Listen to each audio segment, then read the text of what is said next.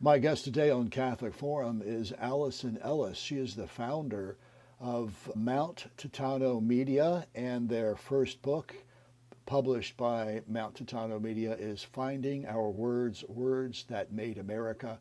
So walk us through the book, Allison. What will we see if we start flipping through?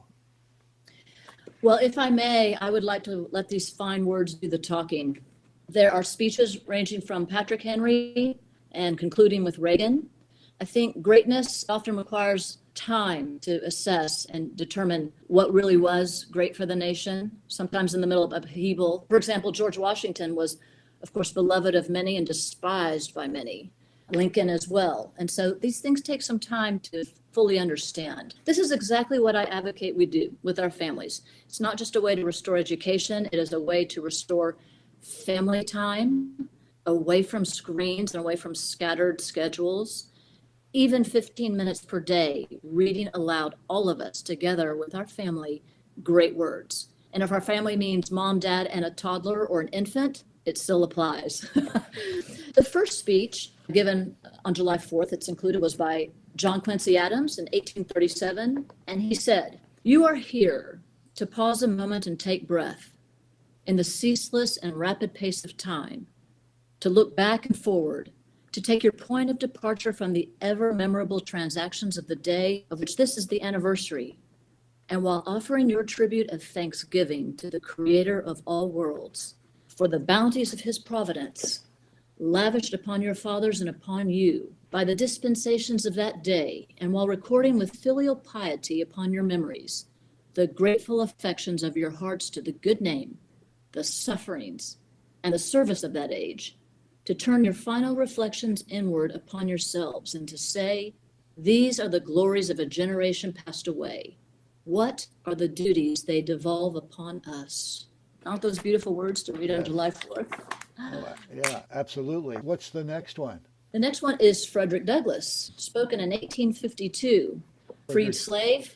Frederick Douglass was born in our diocese on the eastern shore of Maryland. We're very proud to claim him. Him and Harriet Tubman as well.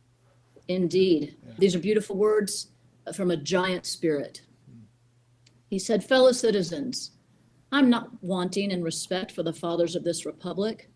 The signers of the Declaration of Independence were brave men. They were great men too, great enough to give frame to a great age.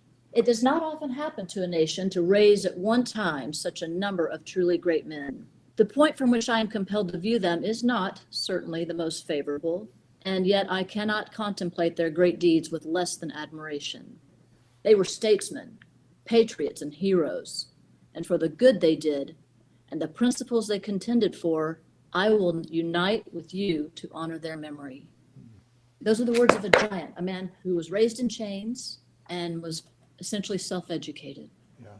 And people would point out that many of the signers of the Declaration of Independence were slaveholders. So the fact that he can look beyond that, I think, is an attribute that Frederick Douglass had and that we should recognize and honor.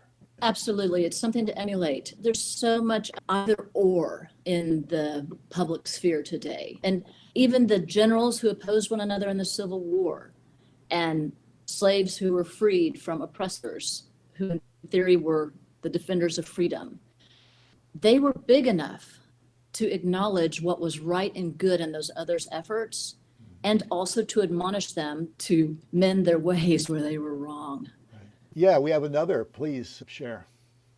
We do. This is Calvin Coolidge. These were the words delivered on our 150th anniversary in 1926. I'm going to read just a tiny excerpt.